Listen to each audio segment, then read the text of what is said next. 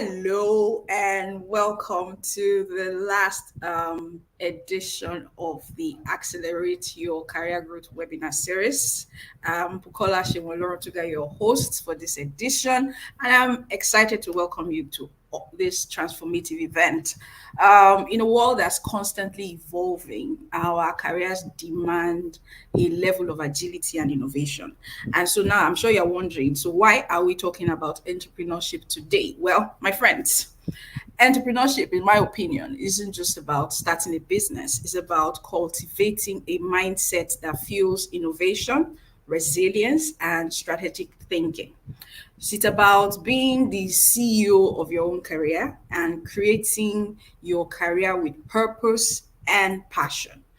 Today's objective is very simple yet powerful. And we are here to equip you with insights. We're here to share our stories. We're here to share strategies and inspiration that you need to make an informed decision about integrating entrepreneurship into your career journey. I have a stellar lineup of speakers to help us achieve that. They'll share their stories, like I said, they'll share practical tips and perhaps a few hard earned lessons that have shaped their success. So I would expect that you would anticipate discussions on the pros and cons of entrepreneurship, how you can identify your unique entrepreneurial strengths, and the strategies you need for sustainable business growth. The best part of all of this is that we're not just going to be talking to you, we want to hear from you too. So I would really like you to drop your questions in the comments. Our speakers are ready to provide practical and actionable answers during the Q&A session. So whether you're a seasoned professional looking for a career pivot or you're a budding entrepreneur eager to take that leap, this webinar certainly has something for you. So I say fasten your seatbelts, grab a notebook, and get set for a journey into entrepreneurship that might redefine your career trajectory. Thank you once again for joining us, and I'll be right back.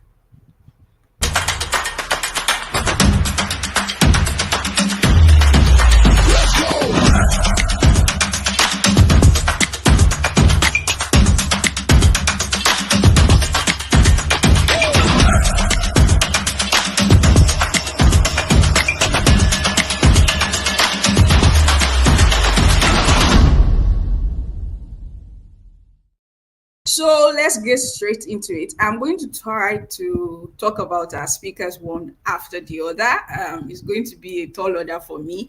I've tried to reduce their bios into the minimum 2 paragraphs, because if I decide to read the entire bio, we might be here the whole time we're supposed to be on this webinar. So I'm going to start with my friend. Everybody here is my friend, but she's my friend from like 20 years ago. We went to school together. She was my classmate in uni, and it's my absolute pleasure to introduce Bemi Sheta. Bemi is the founder and CEO of Sweet Dough Things, an award-winning innovative confectionery company in the UK, focused on developing next-generation sweets and baked treats for people with dietary restrictions and those committed to a healthier lifestyle. In addition to her role at Sweet Dough Things, she's passionate about being a voice for the underrepresented. She volunteers for organizations such as the Federation of Small Businesses. She helps small businesses to achieve their ambitions. She also volunteers for the Refugee Council, where she champions the rights of refugees, and the EY Foundation, an independent charity where she supports young people from low-income backgrounds to get paid work experience and employability skills and training. Bemi is a mom of 2 adorable teenagers. Bemi, welcome to this edition. It's so good to have you. Thank you for having me. Thank you. So my next speaker, another speaker we have is, we call her, when I call her, and I'm sure you will know who I'm talking about. She's the handwriting whisperer. She's the one that helps you to get your handwriting from bad to good.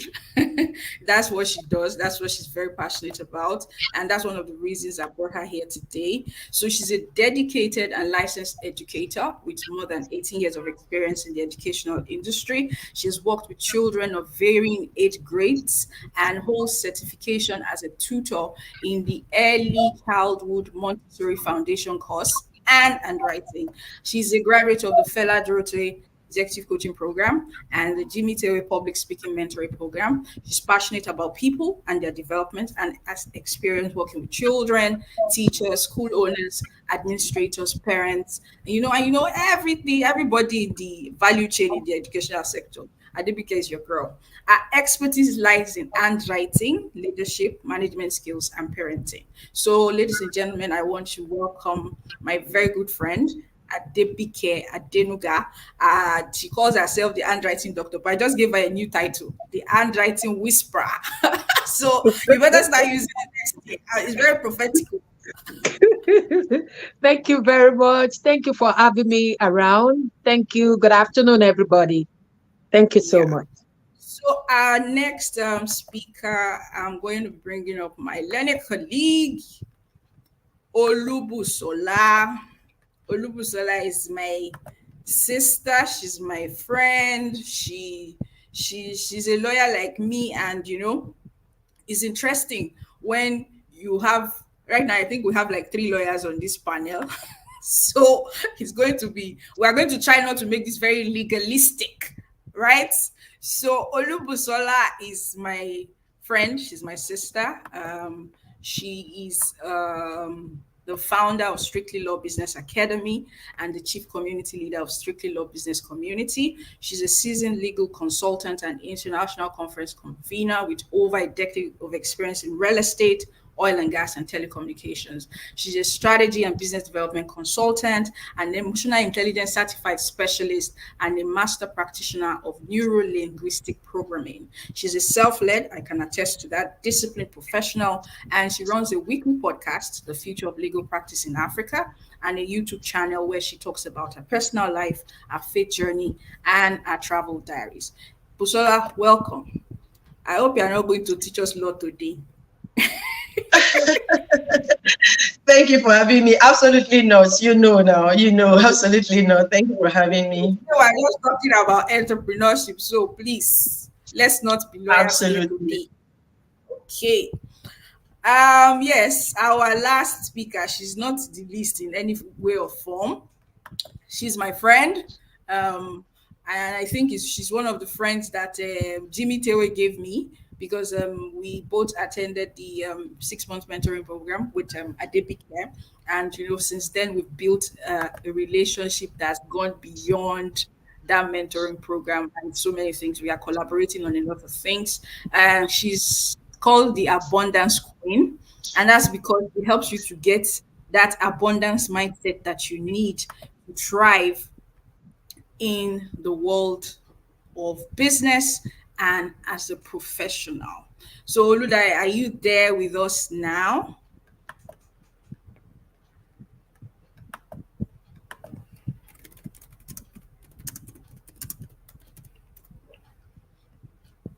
Okay.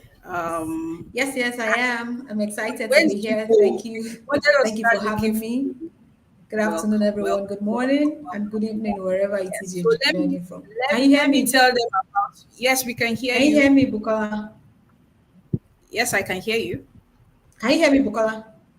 Yes, I can hear you. Can you hear Now me? we can. Yes, I can hear you. Okay. So thank you for Yeah. having me. I'm excited to be here. Yes. So let me tell them about you before you go away. The network is Like I breaking. I don't know. Is it from my end or yours? Oludayo Okay. is The network is also breaking, known. so I'm not sure. But I'm happy to be here. Thank you for having me. Great. So Oludayo is known as the Abundance Queen. She's a versatile executive and thought leader with almost 2 decades of work experience. She inspires people to make positive changes in their lives. She's a passionate author. I know that because I read the book. You should get it through the Abundance Code. And she's a speaker, she's a coach dedicated to helping professionals and business owners to achieve their definition of success. She has featured on various media platforms, including but not limited to Zambia FM, Arise TV, STV, Vanguard Newspaper, Nation Newspaper, Inside Business Africa, Insight Radio, City People, Women Connect blog, and many more. So, ladies and gentlemen, this is our panel for today. I am sure that you see that it's power packed. We're going to have an exciting time today. So I will take a short break, and when I come back, we're going to go straight into the questions and it's the ground running. We need to talk about entrepreneurship. This is a time of the year when a lot of people make that decision about their career. Am I going to stay in the corporate world, or am I going to step out there to do my own thing? So when we come back, we will go straight into the questions. So if you have questions, please start putting them together, because we're going to go straight into the questions, and our speakers are here. They are ready to answer any questions that you might have about entrepreneurship. So just stay there and I'll be right back. Thank you.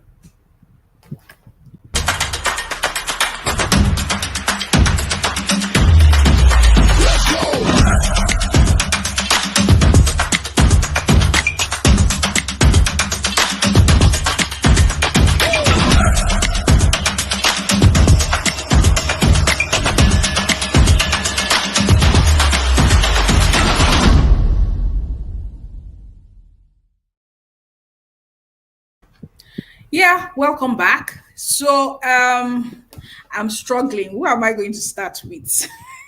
I don't know, but I think I'm going to start with Busola. Maybe Busola can help us to start this conversation. And the reason I'm picking her is because, she teaches lawyers how to do business, because they didn't teach us that in law school. So it's a real big challenge for lawyers. And then maybe we can now start taking, the handwriting whisperer.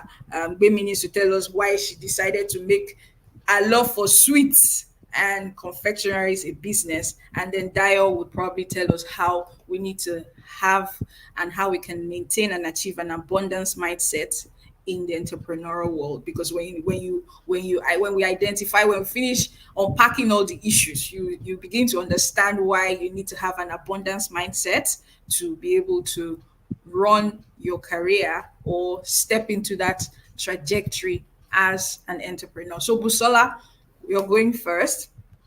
And my first question is I think it's very straight to the point. And I think we just want to know, how can professionals turn their passion into a viable and sustainable business in today's world of work? Because a lot of professionals are usually at that point in their career towards the end of the year. So, they've just gotten their performance appraisal, or maybe they're at mid-level, they're trying to move to senior management and they don't see that happening, or they've been in that industry for such a long time and they are beginning to think, do I want to stay here, or do I want to, push this my passion or this thing I like to do much further? Do I want to give it a shot?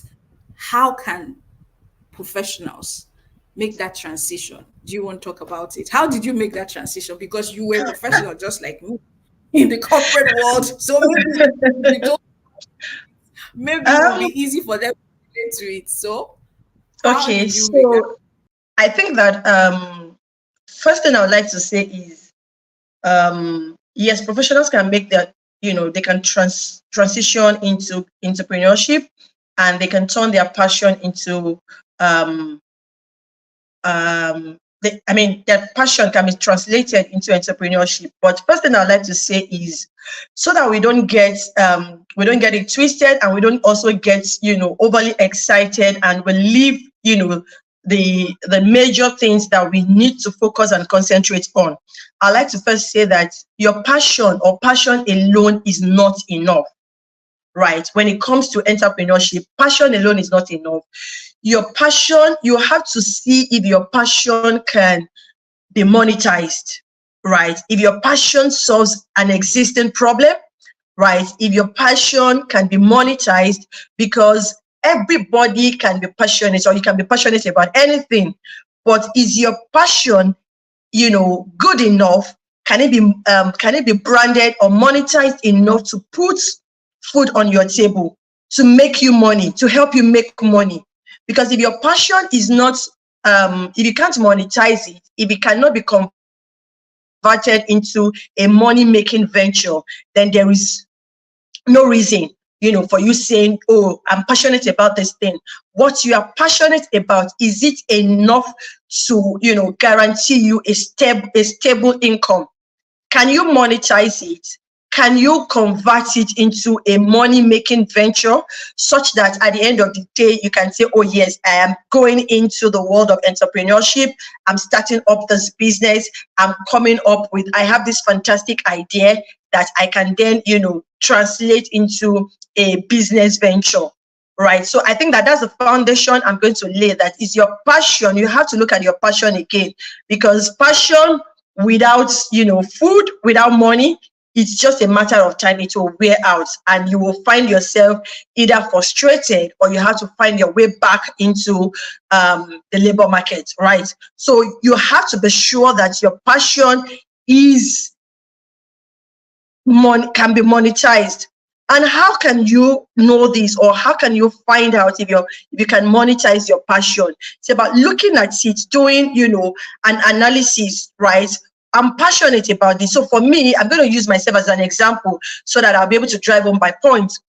So for instance, when I was going to start, what I'm currently doing is on my first line of business.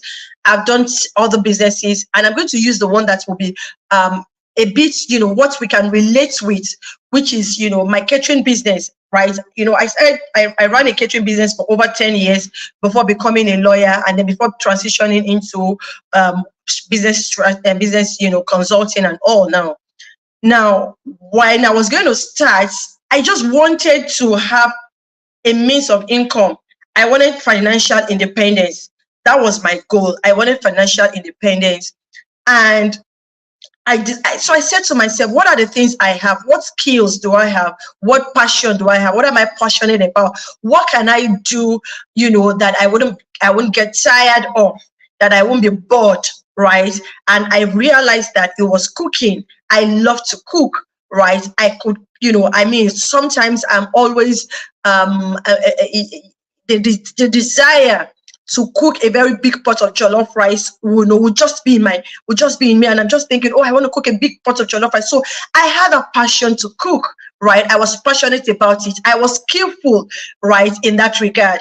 And then the next thing I had to do was to say, okay, how can I make money from this passion? How can I make money from this skill? Can I even monetize it in the first place?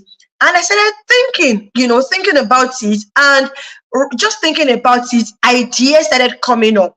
Now, you need to understand that it's not enough for you to have passion. You must also be able to brainstorm, right? To brainstorm either with yourself, either with other people, to say, oh, I think I'm passionate about this thing, right? And because of my passion, I think that this passion is something I can translate into a money-making venture. So that's where the place for brainstorming comes in. You don't just get up and say, I want to start this, this thing I'm passionate about. I want to just begin to run a business with this. You have to brainstorm. You have to go into strategy session with yourself first, right? And before you start looking for other people that you can speak with, that you can, brainstorm together with, that you can, have strategy sessions with, right? So you have to on your own be convinced, like 100% convinced that this passion is something that can be monetized. One. Two, there is also a business venture that can be created out of it.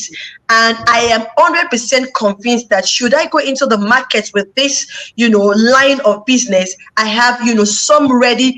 I have a target audience waiting to receive my solution.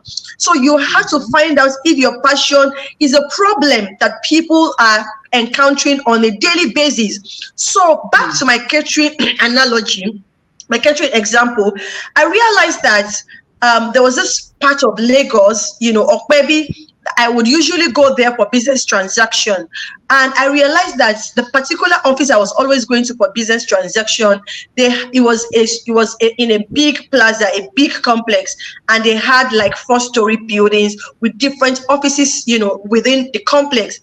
And I discovered that over time, when I've been, visiting that particular complex, I see that a lot of the staff, the employees, people working in that complex would walk miles away in search of food during their break during their break period. They would walk miles away looking for food, and by the time they're returning, they had gone for lunch, they are returning, walking miles back, the food is almost gone, right? Because that's of energy that has been exerted.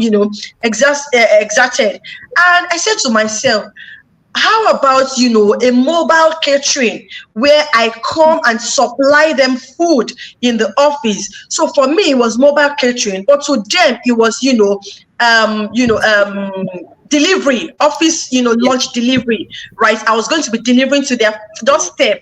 So I was solving that solution of working long hours in search of meal, and also helping them reduce that discomfort of working long hours and coming back again on an empty stomach, right? So that was a problem I had identified, right? And then the solution was to bring the food to their doorstep, right? And everyone will be willing to pay for it. And so what was the next thing I did? I then I spoke with, few of the people, in the complex I usually go to say, oh, I think that it would be a good idea for me to supply you guys food. The stress of working all the way to get food, how do you feel about it? And they were like, oh, it's so stressful. There's no restaurants around. We don't even have any eatery close by. We have to walk all the way. I said, oh, then I can solve that. I can take that burden off you, right? How about supplying you, food during, lunch, during your lunch hour, I come in and supply you guys food. And he said, oh, that's fine.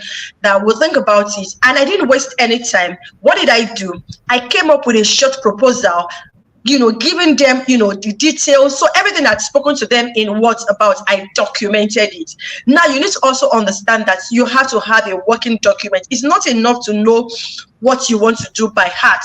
You have to put everything down in paper, writing it out, writing the vision, making it plain, such that wherever you are going to share it with, wherever you're going to share the idea with, maybe in form of an investor, in form of someone who's going to brainstorm with you, in form of you just have to have it documented, because that is also what shows that you are serious about it. It also helps you to. I'm sorry to jump in, but if I leave you, we are not going to stop. So, and I need Baby and Adebike to tell us, because you have said something very critical, and I think the first thing you said is perhaps the most important thing, on this journey of entrepreneurship. It's not just enough to be passionate. It's like when they say for marriage, love is not enough. Well, some people argue that love is enough. But for those of us that are married, for people that have been married, they can tell you that love is not always enough. I mean, when you get into it, you know that you need much more than that. And, it's important that for people to understand that your passion is not enough. It has to go beyond that. Can you convert it? Can you monetize it? That's the word you used. And that takes me straight to Bemi. Because Bemi's confectionery business started in her kitchen. And it's interesting, you said you just like to cook. That's how it started. When you were talking about that jollof rice, I just remember my sister. My sister can cook a storm, and she monetized it eventually. You understand what I'm saying? So it takes me straight to Bemi. So Bemi, because I've seen Bemi cook before, so I know. When she said, if you go and read the story of her company, she'll tell you, she says all the time, it started from her kitchen. So Bemi, you need to tell us now, going off from where Busola stopped, how did Sweet Dough things start? Because Busola has established the fact now that passion is not enough. I'm sure it was not just that you loved sweets, or you like to make sweets, or you like to make those pastries. There was something else. So tell us, how did Sweet Dough things Or how did you give birth to that company? Tell us So about it. I like to say that sweet though things happened to me, which is a very funny thing. Like most people, we have things that we kind of our strengths, our skills, and things that we're passionate about. At some point, I was in a difficult place, and baking I found very therapeutic, and I would do lots of baking, bake cakes, bake buns, bake loaves, cookies, and call my friends, do you want a loaf? Do you want a cake? Do you want a this? And I think at some point they got tired of me feeding them with all these things. And they suggested to me, why don't you turn it into a business? And at that time, I was in full time, legal practice, and I thought, no, I can't be baking and practicing at the same time. So I said no. It never crossed my mind. But what they then did, and this is why I say it happened to me, sweet little things happened to me, um, is that they started handing out my number to people. I called this person, she bakes good cakes. And I'd get the random phone call to say, oh, we want to order a loaf. I'm like, no, I don't sell loaves. Anyway, to cut the story short, I started doing it as a, what we call a side hustle. But my creative side was always there. And life happens, you have challenges, things happen. I wasn't taking it as a full-time thing because it was a side hustle. But in 2020, I decided, you know what? I am quite creative.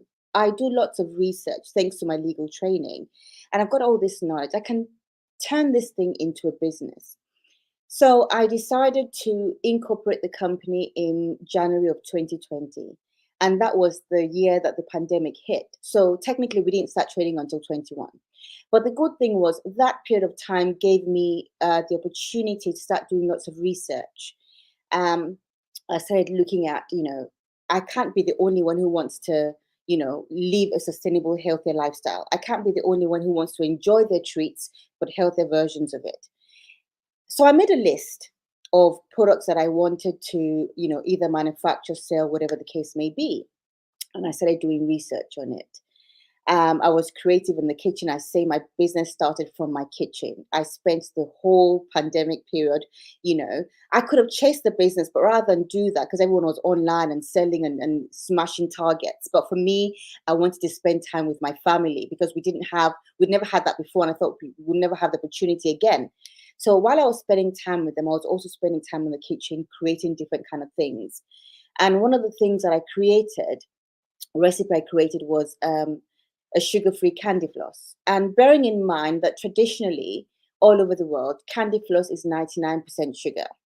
But the pandemic, we all became very health conscious. We all became very almost reserved in the way that we'd experiment on things that were high in sugar, high in salt, high in fat. So I started to think, okay, like the previous speaker said, what's the problem? How do I solve this? I personally, unlike with my family, we like to enjoy treats, but you can't enjoy treats limited, without limit. There has to be some kind of limit to it, either the portion or the content. So I started to think, so how do I take this product that is, traditionally 100% sugar into something that probably has no sugar at all? So I started to do research, and I can't forget my first, although we've gone way past that now, but my first equipment I bought on Amazon. It cost me £20 on Amazon and in my kitchen. And I said to try my recipe. Of course, I burnt lots of machines after that. I bought a bigger one thinking that it was the machine. And then, anyway, and this was how I turned the whole idea of, my treat love and my love for having treats, but healthier versions into a business. Fast forward, after the pandemic, we're still, it's still an ongoing kind of research thing. Like the previous speaker said, you have to be tenacious about what you're doing. My tenacity sometimes is off the charts. I do things that I live, eat, and breathe my business because, you were talking about, being a professional earlier. This is my profession because if you look at the dictionary meaning of professional, it's engaged in a specific activity as one's main occupation. So this is my profession. And also, I'm an entrepreneur because I've set up a business, taking on financial risks with the hope of profit. So, in a way, we are both professional and entrepreneurs. There's, an overlap in the two. And from my kitchen, I moved into a little space in London where, I employed a few hands to help. But it didn't kick off immediately, of course, as every other business owner or entrepreneur will, can testify to. But I had to be tenacious. I had to be, to persevere, and the consistency. I was having a conversation with my sister today. I think we engaged on the phone for about 2 hours, and we're talking about this same topic. It's not enough. Yes, it's good to be passionate. Passion is fantastic, but there's so many things that come with the passion. You have to be consistent in what you're doing. What can you change? There has to be that flair. And you have to love what you do. I think it was Walt Disney that said, if you love what you do, you wouldn't work, you wouldn't work a day in your life if you love what you do. So for me, it's about the creativity. What problem am I solving? What am I bringing to the table? Now we're in a place where, we don't just sell in the UK, we export to so many countries. And this started from the comfort of my kitchen. You will find Sweet Dough things in Germany, you find us in France, you find us in Norway, Switzerland, and the UAE. In 2024, we're expanding to the US, the Caribbean, and Brussels. So, you can change, you can turn anything if you're passionate about what you're doing. And I know you haven't asked me this question, but I'm going to answer it anyway. For the young budding entrepreneurs, people, for example, when I first started my export journey, I thought it was it is, but it's as massive as you want to make it in your mind. What are your goals? Where do you want to go with this? You don't need huge amounts of money in the bank to start a business. You just have to have that idea. What problem am I solving with this idea? And then run with it. Start small. I started with a 20-pound machine in my kitchen. And honestly, when I did that, I never thought that we would be where we are today. But where we are today has taken literally and figuratively blood, sweat, and tears. The days I wake up in the morning and say to myself, oh, you know what? I don't want to do this business anymore. It's way too much for me. This is, and then within half an hour, I'm like, okay, all right, let's get to, let's start things. So yeah, entrepreneurship. That part of tears, blood, and sweat. Daya and I were just talking about that before we started. Like, girl, I'm so tired. Like, I am tired. I'm exhausted. I need a holiday. But you just have to keep pushing yourself. Yeah. And it's like you said, you are tired. You feel like, well, what am I doing exactly? What's all this about? Can I just pack this thing up and just move on? But then you tell yourself, okay, why am I doing this? Yeah. I'm solving a problem. Some people are dependent on me, and then you go back again, you start all over again, and you give it that necessary. So yeah, it's a lot of blood, a lot of sweat, a lot of perseverance, tenacity, consistency. So I don't think, I made bold to say that entrepreneurship is not for everybody. It's really not for everybody. Everybody is not cut out to be an entrepreneur, and you might not be cut out for it, but you can be more. So the question is, are you the price? Are you ready to put in the blood? Are you ready to put in the sweat? Are you ready to give it what it takes? And that takes me to the handwriting whisperer, because some people might be thinking, handwriting, how do you make money from handwriting? Because Busola said, whatever the passion is, can it put food on your table? Can it feed? Is it solving problems? This is something that I identified. I think it was only doctors, but Adenike tells us that it's not only doctors that have bad handwriting.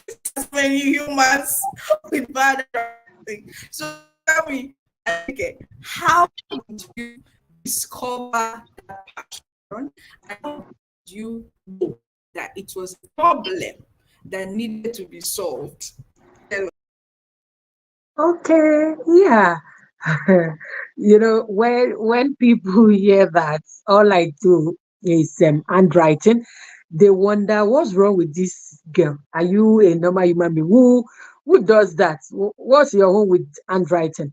But I've been a teacher for the past 18, 19 years. I've worked with different children. I've worked in different schools. I've worked with in different classrooms. And one thing I realized about myself, even before I started out as handwriting doctor that everybody calls today, I realized that when a child writes for me and I find it difficult to read, it just gets me upset. Like, what are you writing? I can't even read it. And so I started making jest of myself and the children in my classroom or whatever classroom I was then. I would tell them, Miss Adebike is wearing glasses. That means I have four eyes. If you write and with my four eyes, I can still not see what you are doing, or with my four eyes, I'm still squinting to see, then that means you are planning to turn me blind completely, which I will not give room to. So, to help me with my four eyes, you have to write well. I say that to all my children, and they will jokingly say, "Oh, Miss Adebike have four eyes, blah blah blah." And so you have to write it well so that she does not go blind completely, blah blah. I teach mostly in the nursery department, the 5 years, the 4 years plus. And they all understood the assignment that, oh, you have to write well for Miss Adebike. And so, like that, from that, all the children, if you want to know any child that passes or that passed through my class, it's from their handwriting. People will look at their handwriting and say, oh, was this child ever in Adebike's class?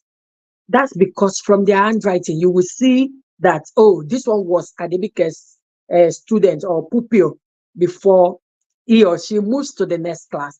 And so I have this passion for beautiful and legible handwriting. Just write it. Make sure I can read what you're writing, because I believe so strongly that the only reason anybody is writing, the only reason you are picking a pencil or a pen to write on a paper is for communication. So if you write and I cannot read it, no communication has taken place. You have not communicated anything. And so if you know you want to really talk to me by writing, then it has to be beautiful, legible, coherent, and that's it.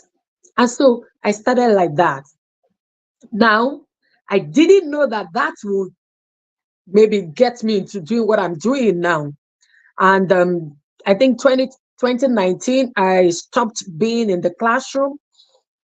And I was wondering, what do I do? What do I do? Where do I go from here? Yeah, and all of that. I had always have a dream of when I'm 40 years old, I do not want to, if I have to wake up from my bed, it has to be to wake up to go to my work, not to go to anybody's work. Now, don't get it twisted.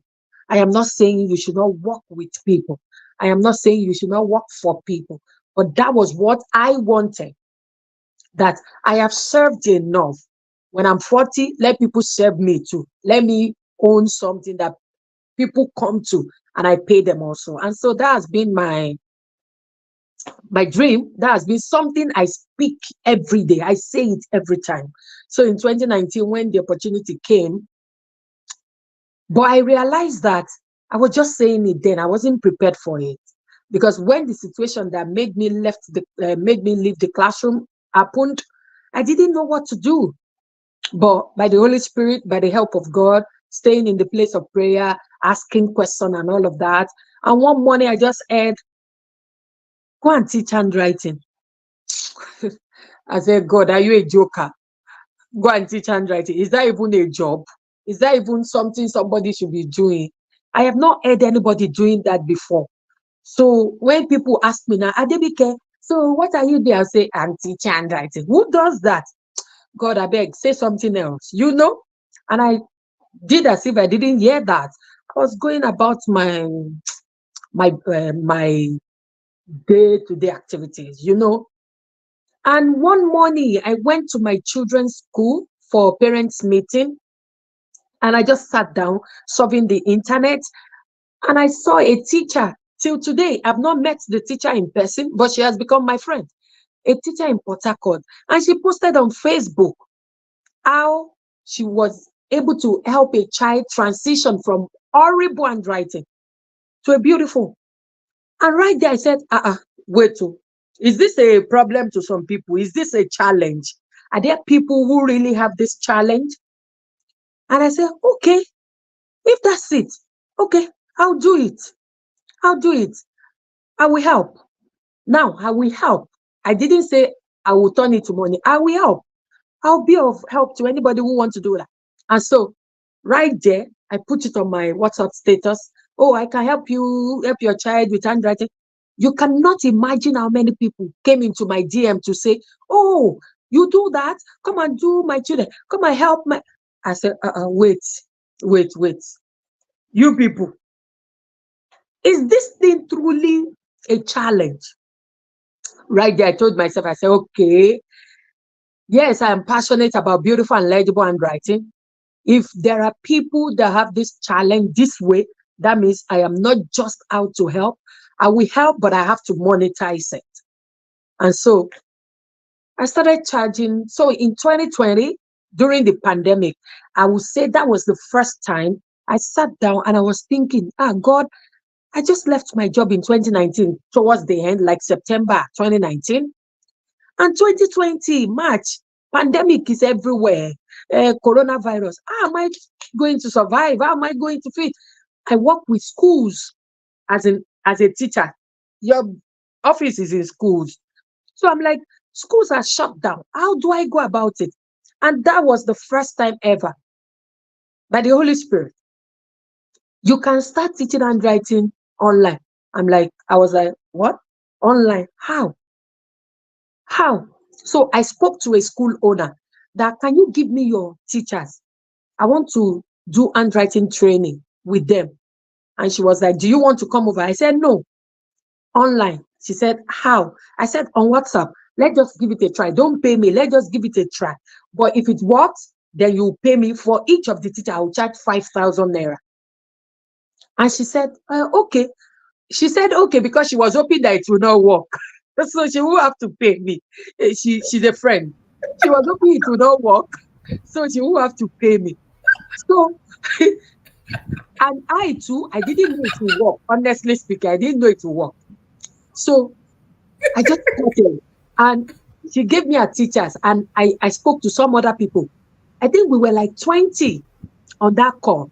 And I was using my voice. I would drop a voice note.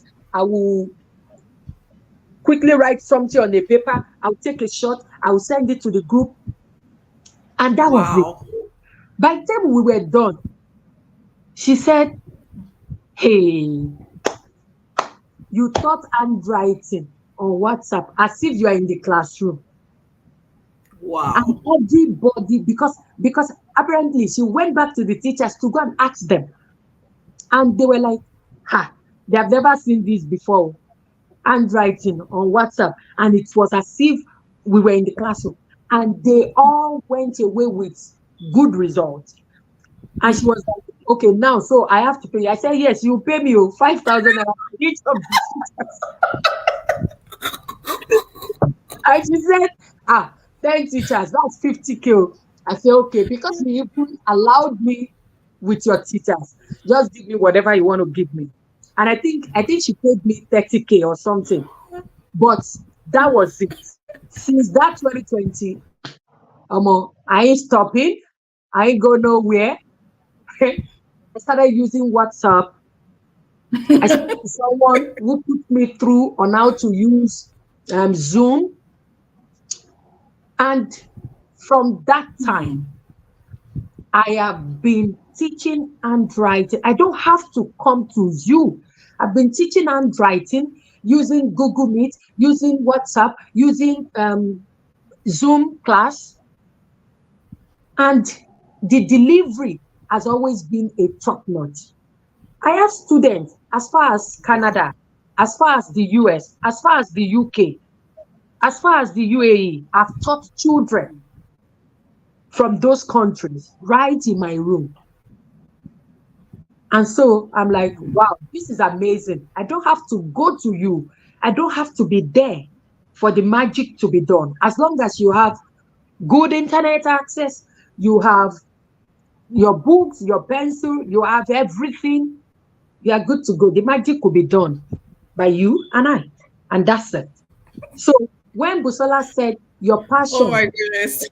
does it pay your bills? Mm-hmm. I'm like, that's true. Your passion have to be able to pay your bills. Don't just have passion for it. Hmm. Turn your passion into money making machine. Let me bust your Hmm. bubble. 2023, this year, I said I'm Hmm. going to write a piece about that because I need to put it out on my social media. 2023, this year by March, was the first time ever. Nobody should laugh at me. Was the first time ever I made 1 million naira plus in handwriting teaching. Oh. Yes, I started in 2020 during the pandemic. I kept on putting the work and putting the work. For 2023, I wrote my goals and I kept saying it. 1 million in this handwriting. No, I do other things. I speak. I am a speaker. I coach, but I specifically wrote it in handwriting teaching. I want to make 1 million. When that happened in March, I was jumping everywhere in my house. I almost screamed the whole house down. Like, what? You will come and tell me this thing does not pay? Oh shit, you haven't gotten to the real thing. When you get to the real thing, Okay. you will Okay. pay your bills. Okay. Okay. Okay. Please. Just hold it. Oh. Don't go nowhere. Now, I think it's time we listen to the abundance queen because you see, all I hear is abundance. Everybody's saying they're making money. Yes. Everybody. And Deepika has told us that she made 1 million naira from handwriting. Hell, who are these people that have bad handwriting? You know? So, and then Busola said she started supplying food. Demi said she started in her kitchen. So you see, it's you have to love this thing, that Mm-hmm. thing you're passionate about. What thing is clear? It has to be something you love. That's one. It has to be something that you're very good at. It has to be something that you're ready to give your absolute best. Like you have to be able to sweat and put in the work. But then, there's also that question of, are people going to pay me? Is that's where Adebike started from. I mean, who is going to pay me to learn how to teach? Do people really need this? So, and that is where the abundance mindset comes in, and that's where I want Oludaya to come and tell us, how do you, leverage that? How do you develop it? How do you know you really need to have it to survive. How do you cultivate that mindset to contribute to your entrepreneurial journey? Because I mean, you need it to stay in the place of entrepreneurship, to if first of all dive into it, to stay in it, and to make the most out of it. So Dio, how do you cultivate an abundance mindset for entrepreneurship?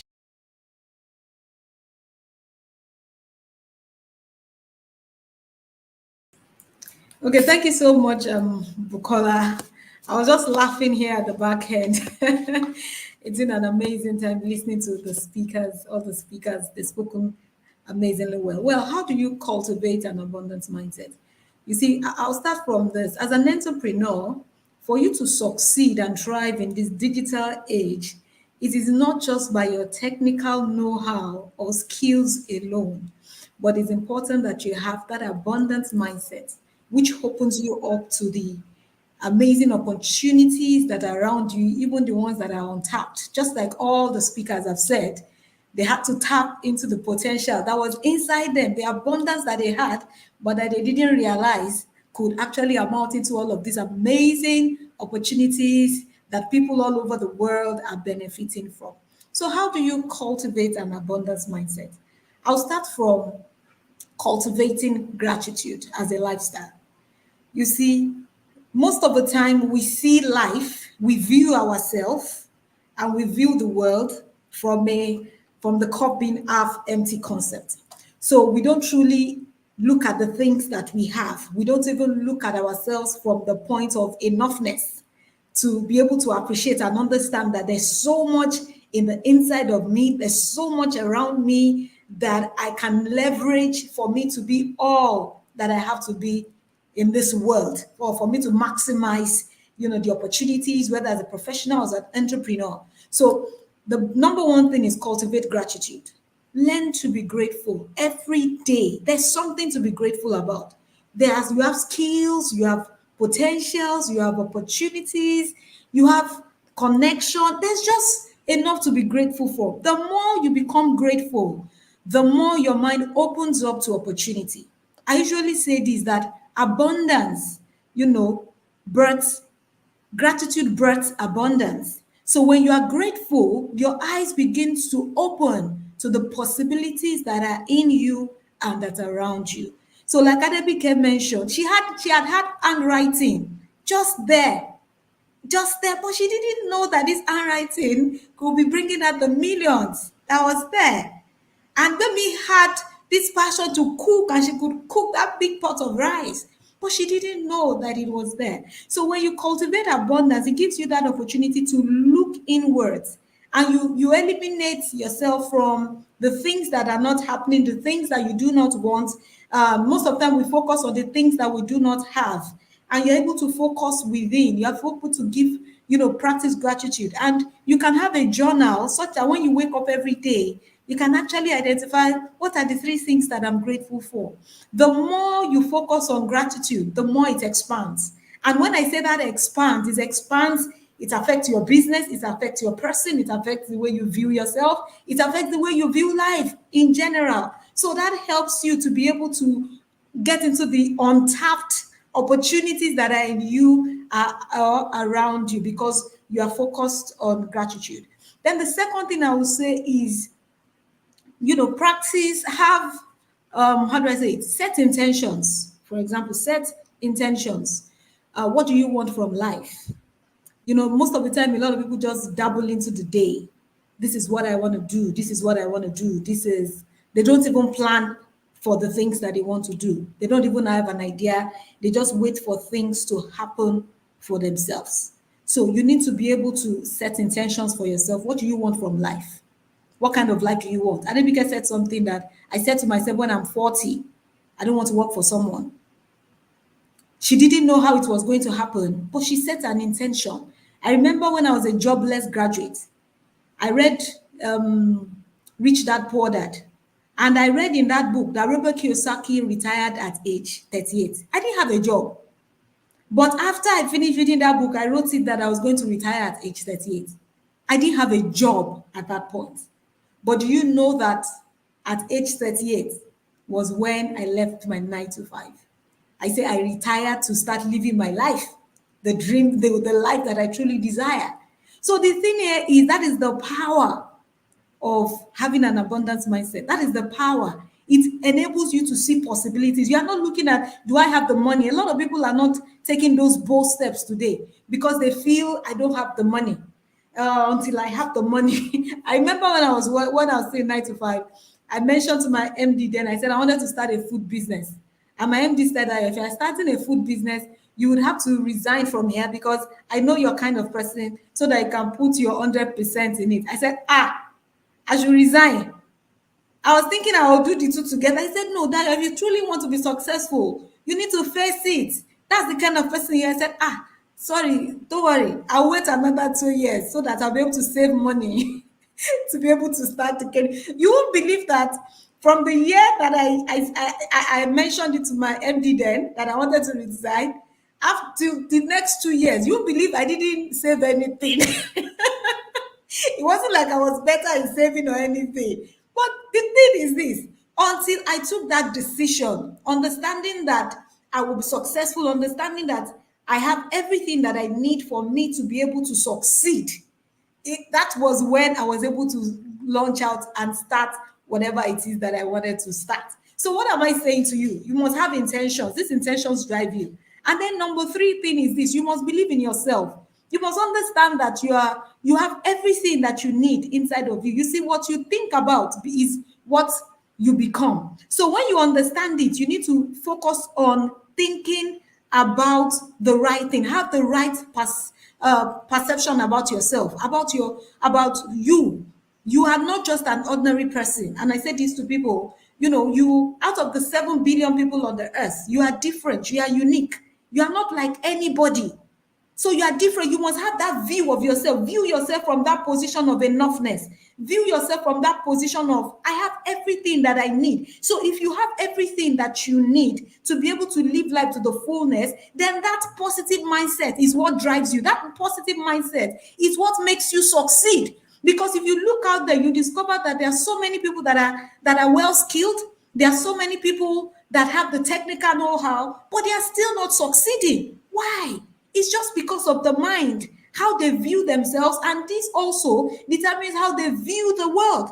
So if you must cultivate that, you must be able to view yourself as the abundance person that you are. Affirm it to yourself.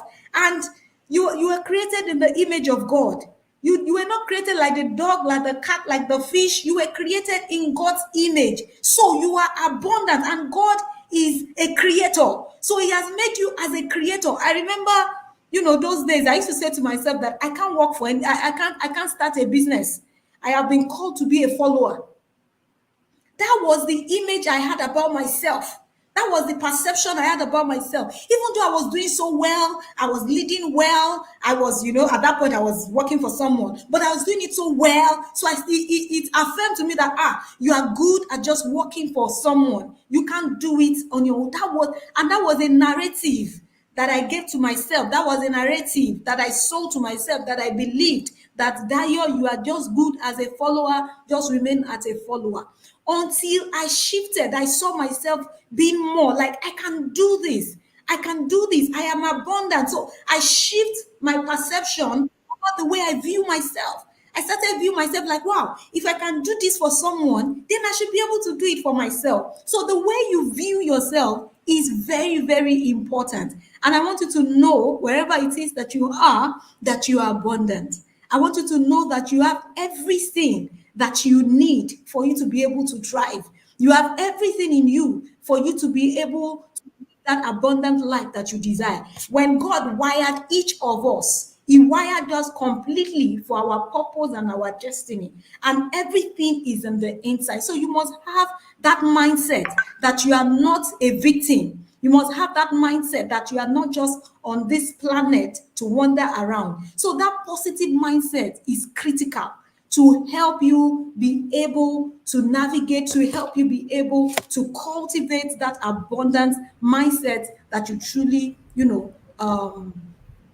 for you to truly imbibe that, into your life. Thank you. Hmm. Thank you so much, Dio. Thank you. I mean, that was very exhilarating. Like, I mean, it's actually spoke to me. I don't know any other person. I think I got a and like I was saying earlier, that mindset is really necessary for you as an entrepreneur. You have to, and you said something which I think is very important. You have to believe in yourself. And I think that that's where everybody here started from. Busola believed that she could cook. Bemi knew that she could bake, even though it took people giving a number to other people for her to actually believe that she was that good. I had to see somebody in Port Harcourt advertise handwriting before she knew that what she had was something that she could sell, that she was holding gold. So you have to believe in yourself. So I think the things that we have established so far is that passion is not enough. You have to have more than passion. You have to be able to convert that passion into money. Let's just say it the way it is. You have to be able to convert the passion to money. And how do you convert the passion to money? Does that thing you're passionate about, does it solve a problem? Does it solve a problem? Because really, people just want solutions to their problems. Does your passion solve a problem? Because people will pay you to solve their problem. Busola solved the problem of people going to get food from a far distance. Gwemi is solving the problem of people having to, not having to um, take treats that are not healthy for them. You can still take treats, but they can be healthy. That's the problem Gwemi is solving. Adebike is solving the problem of illegible handwriting. There are so many people that their handwritings are just off. But like she said, when you are writing, you are communicating, and if I cannot read what you've written, then you have not communicated. Communication has not happened. So in a way, we can say she's solving the problem of communication with writing. So does that passion solve a problem? I think that, those are questions that you need to answer. So when you're saying, oh, I want to convert my passion to profit, I mean, it's easier said than done, but have you answered those questions? What are you, first of all, passionate about? Is it solving a problem? Can you charge for it? Can people pay you for it? Is it a problem that people will pay you to solve for them? And when you have answered all those questions, do you believe in yourself enough to think that, okay, people are going to come to me for the solution to this problem? Because there are going to be people smarter than you. There are going to be people that are going to be better than you. I mean, Atipike started classes on WhatsApp, for goodness sake. I mean, and that brings me to the next part of this conversation, and which is technology. COVID literally pushed us into the future. I mean, who could have thought? Who could have thought that we're doing a webinar this size virtually? Adebike is in the US, Bemi is in the UK. Like, we're all over the place, but we're in the same space having this conversation. Who could have thought? And that is what technology has helped us to achieve. So with technology, Adebike was able to take her first class. WhatsApp, like really, WhatsApp. That's what she used. Bemi was in her house. We couldn't go out most part of 2020 and maybe early part of 2021, but she started nonetheless. She started researching. That was leveraging technology. She researched. I mean, she couldn't go to the library, so she probably used the internet to research. That's leveraging technology. That's leveraging technology. And I'm sure that if Busola was going to do that food business now, she probably would say, you place your order online, so that she gets the order. You're not going to be calling her on the phone or sending. She's going to leverage technology. So now I'm going to ask Busola. Busola, technology has really gone, I don't want to use the word berserk, but like they say on the streets, the technology is carrying us where we don't know. It's carrying me where I don't know. So how can we as, how can we as entrepreneurs effectively build and market our services online using technology? Because I mean, the world has gone online. Most businesses are online. Most businesses don't even have physical offices right now. People are just trying to, maybe consider it now. But I mean, for the last 2-3 years, most businesses are run virtually. So how can we leverage it? How can we leverage technology to brand and market our services as entrepreneurs? Okay, so for this question, I'm going to be addressing it based on what I do now, right, which is teaching lawyers the art of running a profitable law practice, just generally having a business mindset, business approach to practice of law. How can we leverage technology? I think that I am big on education, right? I'm big on trainings. I'm big on attending courses, because I know that the best way for you to learn or for you to become to become more skillful, to also upskill or upgrade yourself is education, learning, and in whatever form, be it going for courses, for training, taking short courses, or attending a coaching program, getting a coach to teach you. You just have to learn. So the first point of call in leveraging technology is knowing that there is really nothing you can do now that you wouldn't need technology in one way or the other, right? And so, do you know this technology? Do you know the right, technological approach to adopt for whatever you want to do? If you know it, fantastic. But if you don't know, then you have to go in search of information. You have to go in search of education, just doing a research, right? And, thinking about this passion or this passion that I want to monetize. what's the best way to monetize it? What's the best, approach? What's the best platform that I can, leverage on? Now, a lot of people, when we talk about, leveraging technology, what comes to mind, first, the first thing that comes to mind, for a lot of people is social media. Social media. Fantastic. Social media is there, Facebook, Instagram, and the other apps that we have. But beyond the social media, there are other forms of technology that we can leverage on. And a lot, I've heard it over and over. This particular sentence I'm about to make, which is so when you're starting, right, it's good to have your own house, right? And when I say house, a platform for whatever you want to do.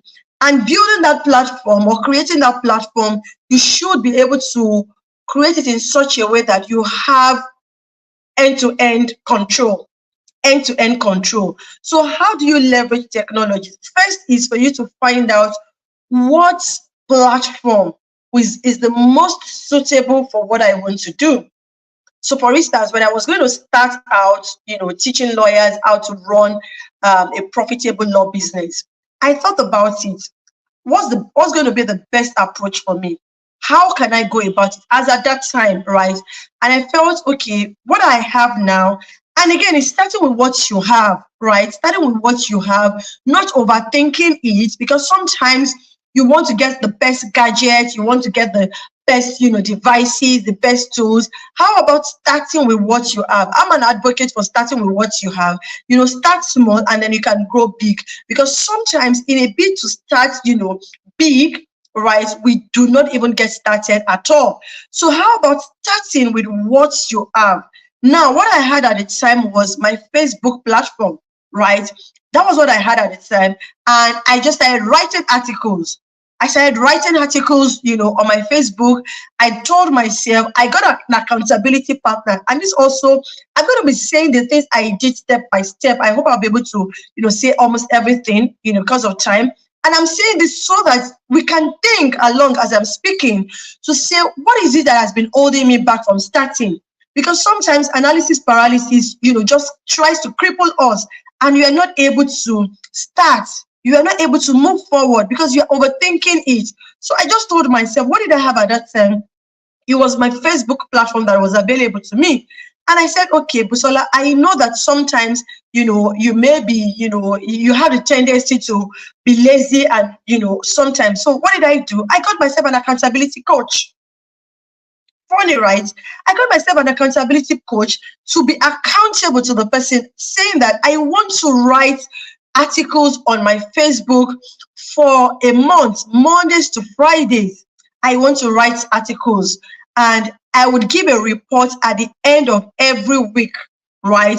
If I did ABC, that I had said I was going to do. So at the beginning of every week, I would write out my goals for the week, send it to my accountability coach, saying that these are my goals for the week. And then by the end of the week, I send a report, and there was a timeline for which I had to give that report. If I defaulted, there was a penalty for me to pay. I remember that out of 6 goals that I was supposed to do, out of 6 activities rather that I was supposed to do, I did 5 and I didn't do the last one. But I still got penalized because it was 6 or nothing, right? And so I started writing on Facebook. And one of those days that I wrote on Facebook, another colleague, a former colleague of mine who now runs a legal blog, saw my article, felt it was beautiful enough to be published on their blog, and she went ahead without even telling me, published it on their blog. And before I knew it, I started receiving calls, I started receiving DMs, I started receiving messages. And, somebody said to me, oh, Busola, you are the one that has spoken most, with a lot of authority and boldness on the subject of the business of law. I have had the idea, but I've not had the courage to talk about it. And, people started reaching out to me, oh, can you come and train us? Can you come and teach us? That was me leveraging Facebook. That was the technology that was available to me at that time, right? And then from there, I then moved on because I was then offered, to be a columnist on that legal blog. I moved on to blogging, right? And writing articles every week. I still continued writing on my Facebook, and then I moved from Facebook to LinkedIn because I felt, okay, LinkedIn is a professional platform, right? And for lawyers, for law firms who I'm looking at attracting, who are my target audience, they're on LinkedIn. They're mostly on LinkedIn. So I had to go to LinkedIn, and I moved from Facebook to LinkedIn. I started writing, engaging people, having conversations, and I saw that, okay, I am attracting some caliber of people who are my target audience. I need to have them congregated in a place where it will be easy for us to, have conversations, to discuss. I'm not discussing on with just one person via the DM, but we can all come together and discuss, on a better platform. And that was how the idea of building a community on WhatsApp came up. Right, that's another technology that I had to leverage, and so I started, building a community on WhatsApp. We started having conversations, talking, and from there I started seeing that, oh, this is going beyond, because as at the time I started, I didn't even know that I was going to have a business school now. All the things we are doing, I didn't envisage it, and that's why I say start with what you have from wherever, right? So for me at that point, my first, technology was Facebook. And then I moved over to blogs, and then moving over to LinkedIn, and then moving over to WhatsApp. And then from there, we said, okay, we need to have a website, we need to have an Instagram page, we need to have this, and all of that. So what technology is available to you? You have it in abundance. And then email marketing is also there. But the first thing is to find out, do I know how to use all of these tools? If I do know, fantastic. If you don't, then you have to go in search of education, teaching, coaching. Get somebody to teach you. I mean, I have taught somebody how to make use of WhatsApp for business. I mean, the ordinary WhatsApp, I'm not even talking about WhatsApp for business, but the ordinary WhatsApp, how to do simple automation, using WhatsApp. I have taught someone how to, do a WhatsApp voice notes and made money from all of these things I'm saying, right? So you have to consider that education, that information. What do you need? And just these technological tools that I've mentioned are not enough, because you also then have to think of your back end. How do you integrate your payment system? What are the things you need? How do you make use of Google Forms? How do you make use of a number of technology that that you just have to incorporate into your work? But the only way you'll be able to know that and know which of them you need, or the best one that is suitable for what you are trying to, for the idea you're trying to monetize, is for you to get into education. Get someone to teach you. I'm available to teach you, yes. Get someone to teach you, learn it, their back ends, their front end, for all of these things. You need to know it. You need to be very, very technological savvy, right? So, I mean, I think that, how I would answer the question. This just reminds me of, when I'm doing a lot of work with my law school association, and when they say some things and I say, okay, we can do it like this, and they're so shocked. And in my mind I'm thinking, where are these people? Are these people in this world? Like the Google Form, Google Drive, all these things. But the truth of the matter is, like you said, I didn't start knowing all these things. I started from somewhere. I started with what I had. And what did I have when I started? I had my social media handles. I mean, I had all of them, but I just wasn't using them. So what did I do? I went to reactivate them. I had Instagram. I didn't even know my password. I had LinkedIn. I don't think I'd used this in 2008. I had Facebook. The only one I think I didn't have, I can't even remember. But I still know I had them, because I just knew that people used to have these things. So I had them. So I just went back to the things I had, and I started leveraging them. And that takes me to Bemi. So Bemi, you were saying, okay, the products are now in the UAE, they're everywhere. I mean, all over Europe, Germany, they're in stores. How have you leveraged technology? How has technology helped you to achieve that? How did you make that happen? Maybe I shouldn't say technology. Maybe I should just ask, how did you make that happen? You leverage something. How did you make it happen? Can you share, please? Sure. m- Technology is phenomenal. Technology is vast. There's so many facets and aspects to it. Um, and there's lots to consider, we sort of talked about, certain platforms, apps, there's also AI, there's so much. And at the same time, I'm the first person to raise up my hand and say, it's not my forte, it's not my strong suit. However, I appreciate and understand the importance of it. I can research, I'm creative, I'm good at people skills, I'm good at networking, I have leadership skills. So I play on my strengths when it comes to technology, which is not my strong suit. I know what's out there. I do lots of I kind of call it snooping, what's the competitor doing? What are these people doing? But what I've been able to do, I think, okay, the two personal handles I have in terms of social media are LinkedIn and Facebook. Facebook, you never see me post on there. LinkedIn, it's professional, so I do update people because that's where buyers find us, potential clients find us. So that I am consciously active, and I'm consciously seeking education on how to do these things. And I'm blessed with teenagers too, so they're very savvy with these things. So I ask them, so how do you do this? How I do that. However, having said that, what I've done is delegate. That's one of the greatest things you can do for yourself as a business owner, as an entrepreneur, is to delegate the things that you cannot do. As Africans, we are brought up to, when you, for example, do an exam or sit a test, you get 99. Where's my 1%? Go and bring that 1% for me. That's what we were taught or groomed, or that's what the culture is. But in today's world, the ever evolving world, you don't necessarily have to play on your weaknesses. You can go and, like Priscilla said, go in search of the knowledge. But how do you then translate the knowledge into reality? Do you have the time? Because as entrepreneurs, business owners, we're usually spinning so many plates. So I delegate most of the things. All the social media handles for Sweet Dough Things, which is my confectionery company, I don't deal with them. I have a company who does all that. But I do all the checks. I make everything has to pass by me. Is it okay? Can we send this out? Is this okay for approval? That is my forte.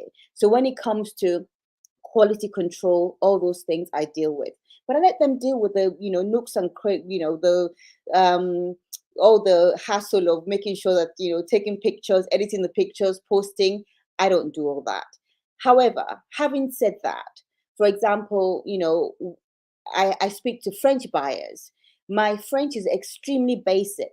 But if you know French people, they do not communicate in other languages. They like to communicate in French. So I leverage AI. My emails to them are in French. We've never spoken over the phone. Communication is via email. They probably think that I understand French, but that is AI. My emails are composed in French. You give what you have. You work hard on what you have. In terms of e-commerce, again, you know, a company does that on my behalf. It's not something, as long as the money is coming into the account, that's the bottom line, okay, we've sold this X amount, the money's in the account, I'm fine. But when it comes to the nitty-gritty of it, I let somebody else do it. So that is one thing that I'm going to speak to, budding entrepreneurs or even existing ones.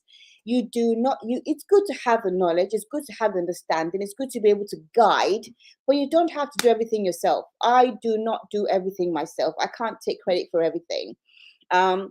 I delegate, delegate, delegate, delegate. But I don't micromanage, but I monitor. I monitor for, it's so important for business to have integrity.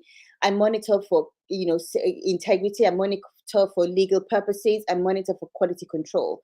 But I let those who that is their forte deal with it. So, I have meetings upon meetings. So how do we leverage this? How do we do that? I have the basic understanding. I do research. I teach myself on what is expected, how the world is evolving, how things are changing. We want to enter new markets. I speak to people, I liaise. For example, I spoke earlier about the different countries we're in. My company is in the food and drink industry, which is highly regulated in every aspect of the world because people are actually consuming these things. So I Mhm. personally ensure that, when you're doing all the nutritional information, all the dietary information, that is my responsibility because it's my company. So I make sure I use AI, I consult with people whom that is their language. So before we go to take packaging to printing, I make sure that we've done the initial AI, we've run it by again use technology, see, send emails back and forth, run it by someone who that is their local language.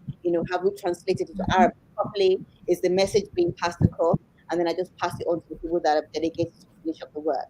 So you don't have. It's good to learn. Knowledge is power. Knowledge is power. It's good to learn. It's good to know, but you don't necessarily have to um, you know, execute it yourself. You can delegate. And because we've grown, we're at a point where delegating costs money. But delegating doesn't Mhm. necessarily always have to cost money.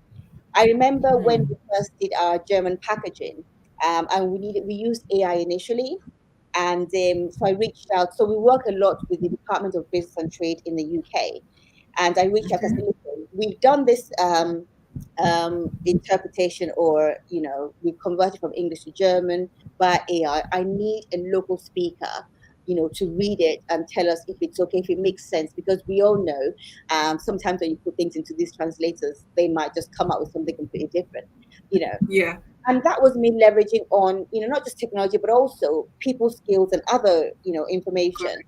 And Yeah. they came back to me suggesting somebody. It cost me nothing. So again, knowledge is Mhm. power. You use technology to find knowledge.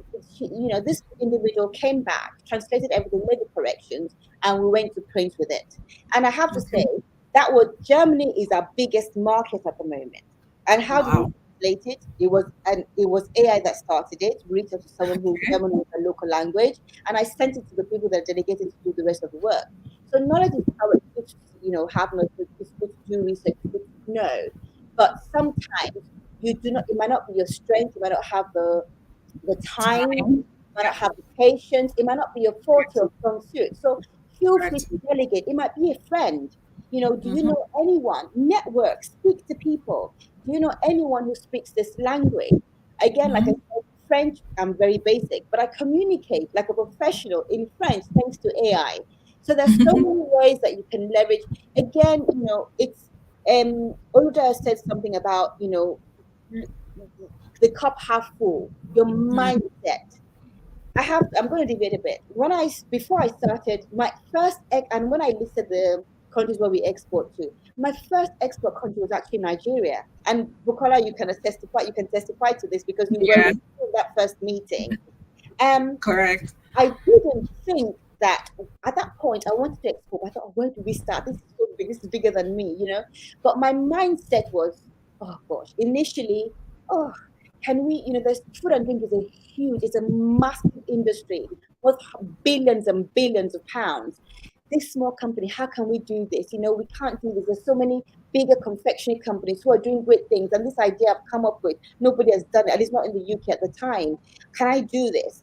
And I went for this program, was a mini MBA, and we all had individual tutors or business, whatever they call them. Um, and she said to me, "Oh, so how come all these big confectionery companies haven't done this? You're either crazy, bonkers mad, or you're onto something." But she was leaning on you're crazy. If all these people haven't done it, how can you do it? You small company, you know. Mhm. And she would constantly ask me in almost a derogatory manner, "Oh, so who's the target audience? So how do you think this can work? So what have you done to this? What's your social?" I'm like, "Okay, I don't do social media. It's not my forte, but my creativity." My mindset. And she actually made me shift the mindset from, what, I can go beyond Nigeria. I took Mm. that as a challenge. Like, you think I can't do it? Even the company, not company, the organization that did my initial product development, because, the way food and drink works, I did it in my kitchen, it was successful. But for you to make it into a commercial venture, you have to go through so so many checks. You have to do product development. You have to make sure it's safe for consumption. It's safe for commercial. It's safe for so many things. You have to do so many testing, shelf life testing, travel testing, food Okay. safety testing. There's so much involved. Um, so the head of the department, it took us 5 months, 5 months of consist, and that's why I go back to tenacity, perseverance, and persistency. 5 months of chasing this one before she agreed to a meeting with me. And when she did, I'm going to quote her. She says, "Oh, I don't waste my time on projects that might never see the light of day. Wow. Yeah, I don't waste my time on projects that might never see the light of day." And I took that, and that was what fired me. Like, this project will see the light of day and beyond. So Yeah. to Nigeria, we got that. Again, how did I communicate with these people in Nigeria? It was via technology, WhatsApp. And the people I was dealing with, again, they also wasn't a strong suit. So we weren't using anything more than WhatsApp. I had to, make sure that all my pictures were, brushed up and everything to send via WhatsApp. And we've advanced from there. When we Mm-hmm. were developing the project, of course, developing the product, it was all technology. I learned. Mm-hmm. Okay, so we're talking about shelf life testing. What is it? What does it entail? I would go to the lab myself. I wasn't doing it myself, but I wanted to know. Again, Hmm. combine research with delegating. I needed to know this is my product at the end of the day. It's got my name on it. Sweet Joe Things is my name. I fondly call it my beautiful brainchild. It is mine. I need to protect it. So where are we going from here? So I'm not going to say I know how to do everything. No, I don't. I find those who can because I need to take some weight off myself. I need to shift some things to people, but I have to have the underlying basic knowledge. At the Yeah. moment, like I said earlier, we're going into Belgium. Belgium is a country that speaks three languages. They speak Dutch, German, and French. So now I'm Ew. working. So how do we put all those languages on the packaging? How do we amalgamate? That's my project for 2024. So it's ever evolving. You have to evolve. Technology itself is evolving. You have to Correct. evolve. You have to have an open mind. And Oluja Mm-hmm. said something about gratitude, about the mindset. Do you know what? The mindset is a massive thing. You can have the Mm-hmm. technology, you can have the apps, you can have everything. But Mm-hmm. you yourself, your mindset is the greatest thing. And what makes us not pursue that thing? It's us. We are our greatest adversary and we're our greatest cheerleader and champion. How big Mm-hmm. do you want to see the dream? Where do you shift from? I want to make hundreds into thousands into millions. If your mind can conceive it, I said it before, export to me was daunting. I started from Nigeria because I thought, oh, I'm Nigerian, maybe they'll. But now our products are in places that I will probably never set my foot because I Correct. don't know where these things are. We have representatives in different countries who do that legwork. Again, it's not me. I delegate. You're German. You're in Germany. This is what you're retained for. So go and look for all the retailers in Germany that will stock our product. You are in UAE. I don't speak those languages. So go and look for those. This is what you're paid for. So it's leveraging on all that. There's some countries I didn't mention before. There's Saudi Arabia. I've never been. I probably would never go. Maybe at some point I will, depending on how big, the market becomes there. But delegate, delegate, delegate. Do your research, learn, but you don't have to yourself do everything. Again, back to the mindset thing, there's fear. Fear can cripple us. There's that imposter syndrome. It can cripple us. How far can you take it? How far do you want to take it? That's it. So technology, you are or can be, the technology can be dependent on you yourself as an individual.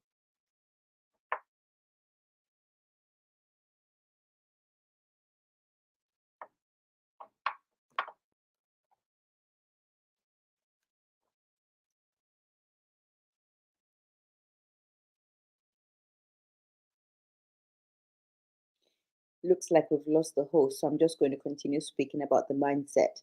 You know, our mindsets sometimes or oftentimes can create fear. Fear is, a psychological thing because our brains are wired to protect us from certain things that we're not familiar with or we don't know.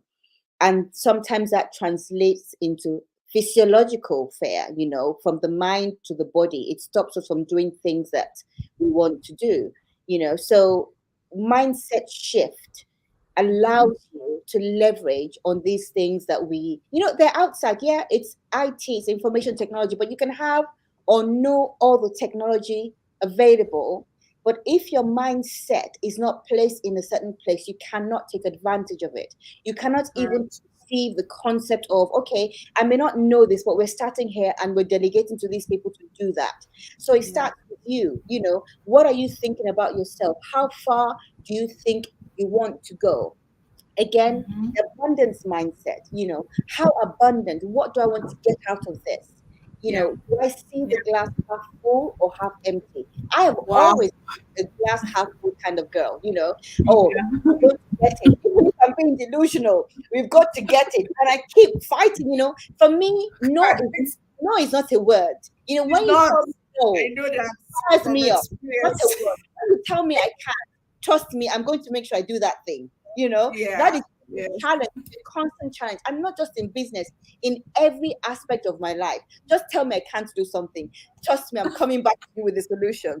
It fires me up because I tell myself, why? The people that do it, they don't have two heads.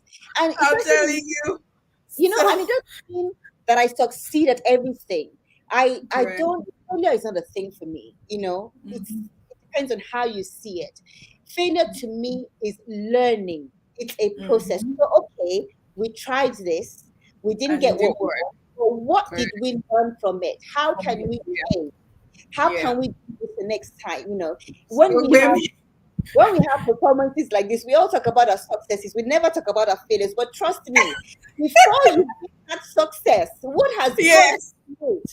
Again, I go to blood, sweat, and Yes. tears. Yes. There are days So when I literally, and I'm not advocating this because it's not healthy, I literally do not sleep because I have a deadline. I have to meet that deadline. And how can I be sleeping when I haven't met this deadline? So I am working 24 hours, but people don't see that side of you. People don't see the side of you where my kid said to me the other day, Mom, you used to be so much fun. You're not fun anymore. You get so, I'm like, yeah, oh, no fun anymore. So you my know, this thing you just said just reminds me. Do you know how many times my son has come out of the room just to check, mommy, are you still working? So God. I get it. You're I not get fun it. anymore. You don't do that. Oh, come on. So and then I get this guilt trip. I'm a mom first. My kid. That's what. If you ask me who I am, the first thing I am is a mom. And Okay. then I'm a business owner. So when my kids are that, I need to balance this thing. But again, the truth of the matter is striking a balance is an ongoing feat. Correct. You can't do all things all the time. You have to So gauge. When we so do this, when we do that. So I've let resorted to Bible let and me just take it away from you. And then I'm going to tell Adebike needs to come and finish that thought because you see that balance thing, especially because now you're doing your own thing, you're not working for anybody, you control yourself, you're your own boss, you're your own CEO. How do you balance it? Because Adebike has escaped. She's on an escape journey. She has escaped mommy duties.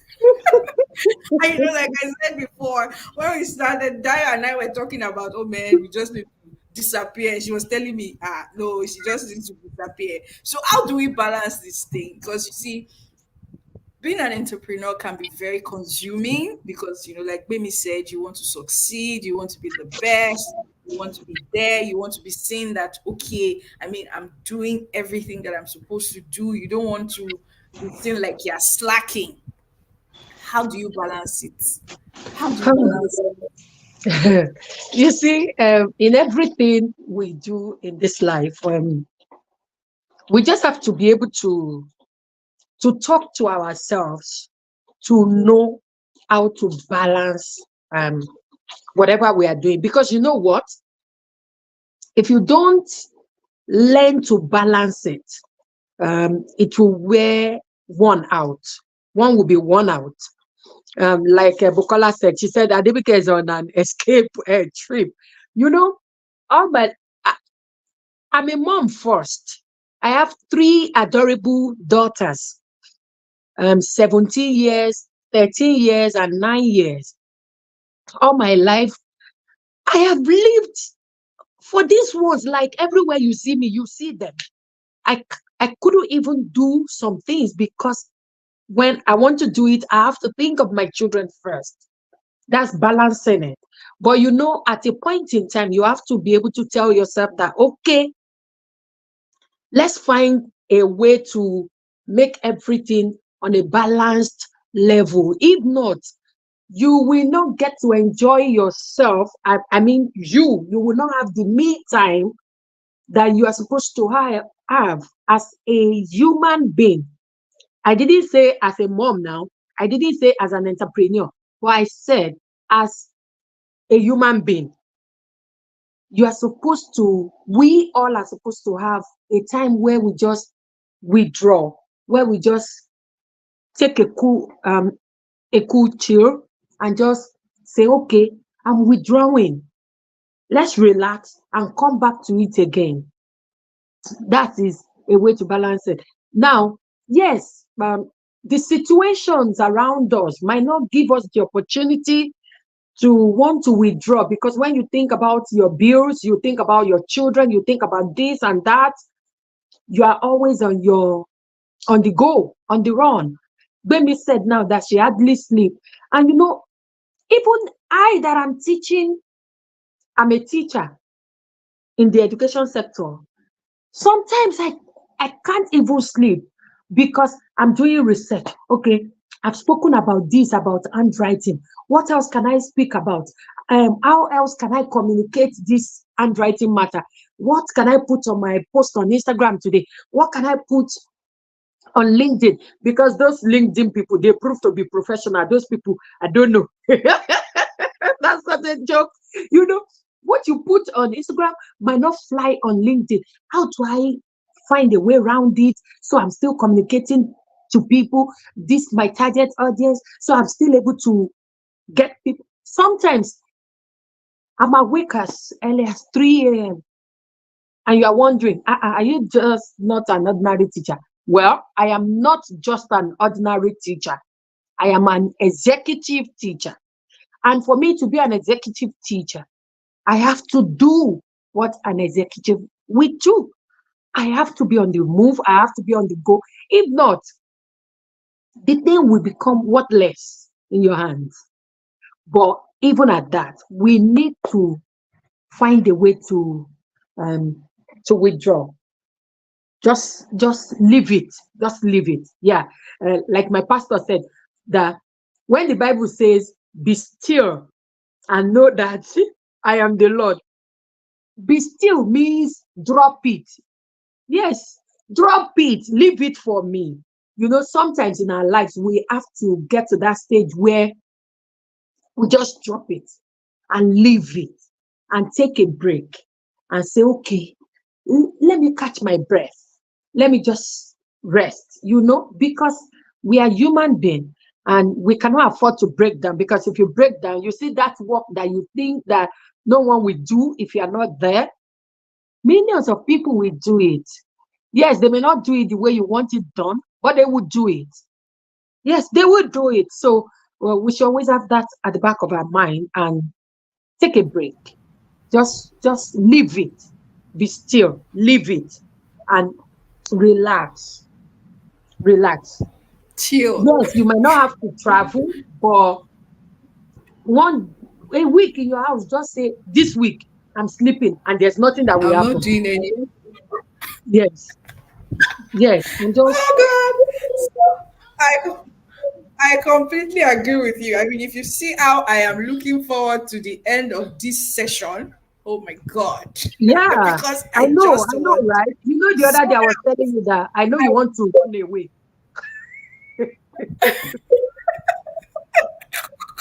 I want to disappear so much. I But know. I think the first person that will not make me disappear is my son. Like he's monitoring me like, oh God. Even now he's monitoring. He has come outside like several times. Like, what is this woman doing? But Oh, like you rightly said, we have to withdraw, mhm, focus on ourselves, have that me time, because mhm, entrepreneurship can consume you. It can mhm, actually consume you. It can consume your entire life. It can be what you sleep, wake up and you dream it, you're thinking, you're waking up, you're thinking, okay, so what am I going to do differently today? What was working yesterday, what did not work, what can I do differently? And it brings me to Oludayo, and this is where we're going to close. And I think Bemi kept hammering on it, and I think it's important. The resilience to stay, because I've been in this business since 2021. So I'm perhaps maybe the youngest entrepreneur on this conversation. I know Pusola has been at it for much longer. Bemi has told us when she started. Debike has told us when she started.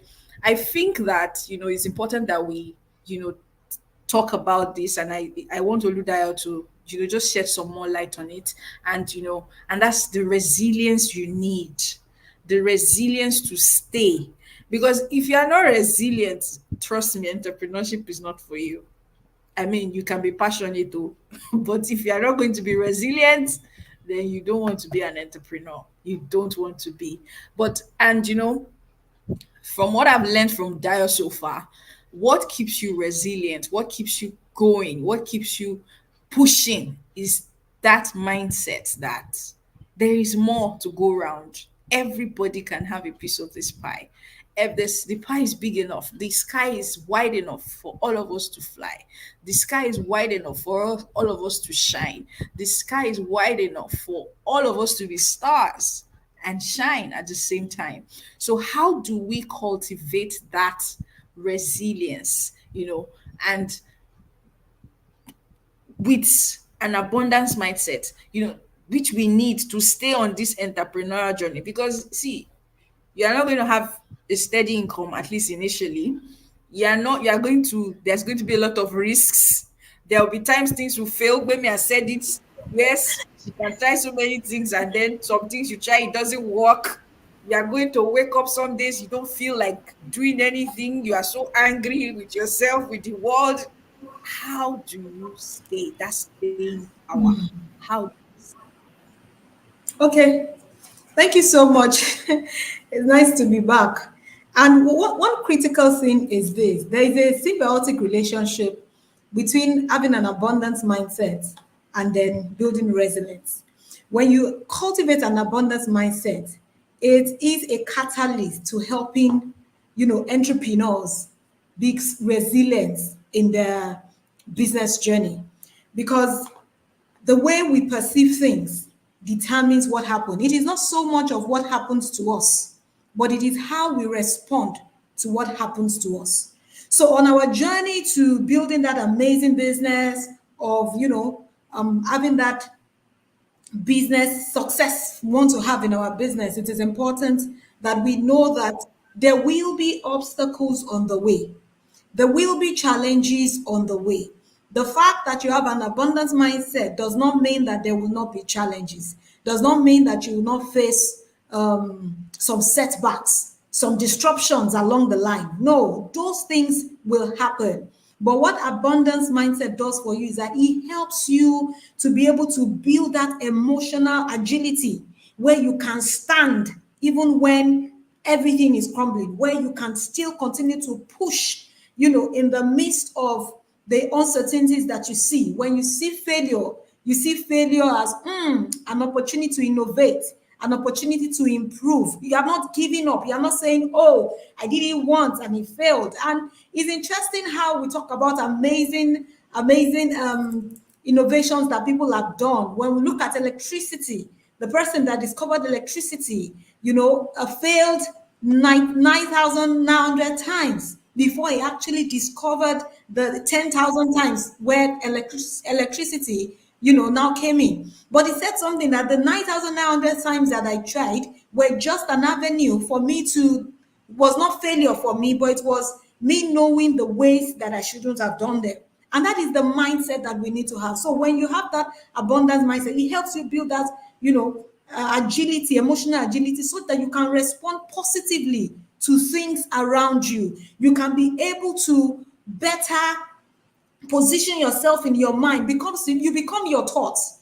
And because your thoughts become things, it is important because of what you think about. So when you think negativity, when you think scarcity, when you think lack, when you are thinking all of those, negative thoughts that do not empower you, what happens is that it gets you in a frame where it affects you emotionally. But when you have that abundance mindset, even when things aren't going well in your business at the moment, like Bukola said, you don't start making money immediately. No, you don't even start getting all the calls and all of that immediately. There are sometimes there are not sometimes you have to sow first. You have to put in the work. But in those times when things happen, I was discussing with a company and they said, just overnight, our rent shot up by 100%. Why? They were paying rent in dollars here in Nigeria, and then when we had that, hike in the dollar rate, their rent just went 100 times, 100%. And this is a company just overnight 100. How do you do all of that? How do you balance that? How do you ensure you remain in business? How do you ensure that is the power of having an abundance mind? In the midst of that, you are able to see that, okay, this is happening, this is a disruption, but behind this disruption there is an opportunity. Can you be patient enough to see that? And when you are able to build that agility, you become resilient. You become resilient to be able to weather the storm, to be able to say to you, this is not to set me back, but this is to push me forward. This is to push me into new innovations. Do you know that in the midst of those times is when you begin to open yourself to untapped opportunities, new ways of doing things? Oh, so we can actually do it like this. Oh, I didn't know. We can actually turn it this way. Oh, wow, I didn't know. And those were at the moment that great innovations come up.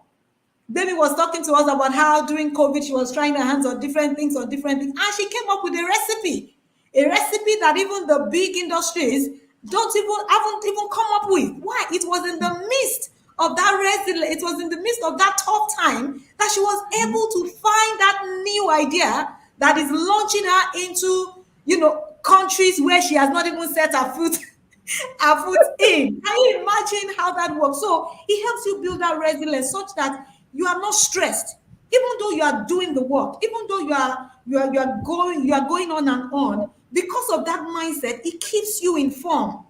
It keeps you. And I also want to encourage people to build resilience and abundance. You need to go within. You see, the way we are wired, the answers to everything we need in life is in the inside of us. They said one thing man will always do is to look on the outside. Man will never look inwards. Take time to meditate. Take time to be still. You see, in quietness and in confidence, that is where your strength lies. It's not in the noise. We must learn to withdraw. We must learn to be able to, live from inside out. That is how you build strength. Because you need that inner capacity to be able to move on. You see, what is happening on the external world, you have no control over it. As a business person, somebody wakes up and overnight rent has jumped up by 100%. Are you going to use your hand to pull it down? You can't. You don't have control over that. But the only thing you have control over is yourself. And you know that you have the power to do what? To create your own reality. So what do? You go inwards to look at how can this be done better. So you don't see difficulties as a stop. You don't see failure as an end. Rather, you see them as an event, and you see them as a way for you to become better. And then also, you need to be able to give yourself narratives that empower you. Narratives that empower you. Don't think about things that do not serve your good. I don't know why I'm using baby, but I love the example she gave. When somebody tells her she cannot do it, that is when she will do it. A lot of people, when somebody say you cannot do it, they'll say, maybe they say I cannot do it. And they say, imagine when somebody said, oh, you are just starting. Mega organizations have not discovered this recipe. So who says you? But somebody says, but they didn't discover it, but you discovered. This is an opportunity. So take narratives that serve you. Sometimes people will give you positive opinions about your business, about yourself.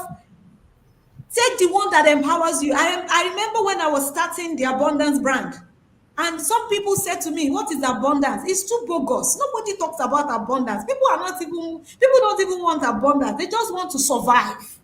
People are not, who told you this may not sell, this may not this may not that, that. But I felt it so heavily, like in my transition through all the things that this is what is next.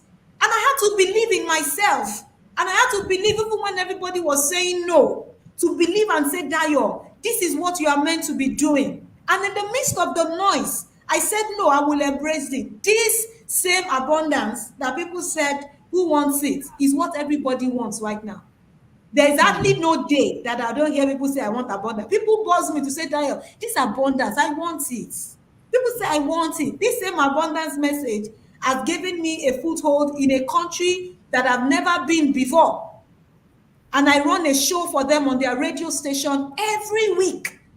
Why? Because I chose to go on. I was resilient. I didn't give up. So don't give up in that journey.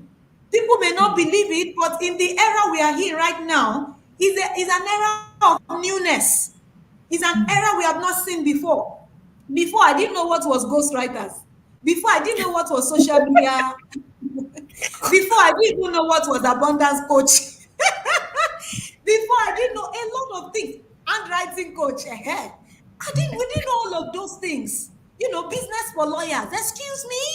We didn't know all of these things we are faced with. What we knew then was become a doctor, become a lawyer, become an engineer. Outside of all of those things, we don't know any. But the world is new right now. You hear what some people do, and you're like, yeah. So your ideas, when it comes, trust your intuition. Remember that everything you need is when you're from your within. The blueprint to live your desired life will be revealed to you within. It will come as an idea. It will come as a thought. And you have been packaged for it. So believe in it and commit to that journey. When it begins to speak, the people that said it will not work, they will come to you and say, we did not understand though. So this was what you were trying to tell us. But if you give up, these same people will be the ones to mock you tomorrow that you are not successful. So it's I just want to encourage on that journey of resilience. That mindset is critical. You must believe in yourself. You must believe that you have everything that you need for you to be able to achieve your goals as an entrepreneur. And finally, I will say, surround yourself with the right people. Surround yourself with people of like mind. You see, the people you work with will determine how far you go. If you work with people that believe it's not possible, nobody has done it before. In your family, self, nobody. Around you, self, nobody. Adebike said, I told myself I will make 1 million from handwriting. That is a major achievement. That's here from teaching people to write. I will make, but it is happening. That is the same way she will make her 10 million. That's the same way she will make 100 million. Why? Because she's surrounding herself with positive people. She's still doing it. You must surround yourself with people that believe in you, and surround yourself with the right environment that can grow you. That when you say you want to do 1 million, they say to you, come, what 1 million is that? Set 10 million. I remember when I was writing my book, the first book, and I sent it to Bukola here. I said, Bukola, read this book before we look at it. And then Bukola looked at it and she called me and said, Dayo, did you write this book? I said, yes. I said, even me, I cannot write like this. I said, Bukola, all those jam that I jammed together. And she was like, no, Dayo, this is really authentic. And she was the one that said, Dayo, this is how much you are selling that book. Don't sell that book less than that amount. I said, hey, because if it is coming from you that I know you can critique things. If this is coming from you, that is the price you are going to sell the book. And that was the price we paid. Can you imagine how she gingered me, how she supported me? I'm just using that as an example. Surround yourself with the right people who will see your vision. Even when they don't understand, they will say, go. Because even when you feel you fail, you didn't fail. You only discovered they want to do it. And you may just need to tweak one thing on that journey to make it good. It doesn't mean the whole idea is not going anywhere. So please, points of mine, I've been able to convince you. I now confuse you. Oh my God. I don't know. I don't know. I mean, I said we will not spend more than an hour, 30 minutes. My God, it's almost 2 hours and it doesn't. I don't want to stop, but we have to go.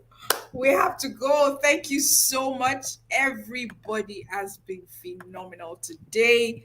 I am so grateful for this friendship, these connections, these affiliations. Dio said something. She said, surround yourself with the right people. I remember when I wanted to bring this panel together in my head. I just wrote the list, the names on my phone, and all I did was just send everybody a message. And I think the best part for me was nobody said, okay, no, I'm not available. They just said, okay, what date? That's what everybody said. So for me, that was confirmation that, okay, Bukola, you should really do this. So thank you so much. Thank you for being in my corner always. Thank you for always seeing the things that I see, even when it's not clear to me. Thank you. I really appreciate you guys. This is me doing this publicly. Wemi, you know that I love you. You know that you're my business role model. I say that to you. I'm watching you from afar and I'm like, if Wemi can still do this, I can do so much. Dio, you know that I love you. You know that. And I learned a lot from you without saying so much. Adebike, you and I know, you know that I believe so much in you. I believe in what you're doing. I believe that you can be more, and that's why I literally pushed you everywhere that you can do this. Busola, you have my heart. You know that she's the only one that can bully me in my DM. She does it a lot, but I mean, I take it with grace and I enjoy it. And I want to say thank you to everyone that showed up today. Thank you guys for showing up for me. This is the last edition for this year, and I am so proud of myself. This was a dream. The beginning of this year, it started like an idea, and I just said it to one of my friends.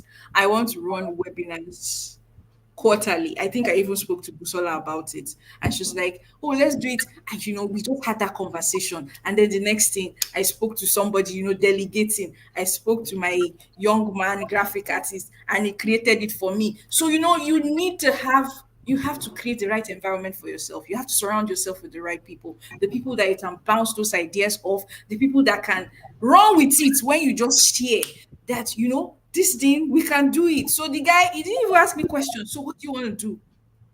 And he starts creating the graphics. And just like that, 4 editions. It's like a dream, but it happened. 11 speakers. People honored me. They showed up. I am so proud of myself. I am proof that if you can think it, you can achieve it. If you can think it, you can achieve it. You just need to think it. You just need to think it. Give yourself an opportunity to become all that you can be. And the world, they say, is your oyster. So thank you guys. Thank you so much. Let me be the first to wish you a Merry Christmas and a very prosperous 2024. So yes, I mean we almost hit the 2-hour mark, but I think it was extremely insightful, like power packed. If you listen to this and you really want to be an entrepreneur, I'm sure that you will know exactly what to do, when to do it, and how to do it. Thank you so much for your time. I appreciate you. Good afternoon, guys. Maybe it's still afternoon in the UK. Adebike, I'm sure it's like morning. morning.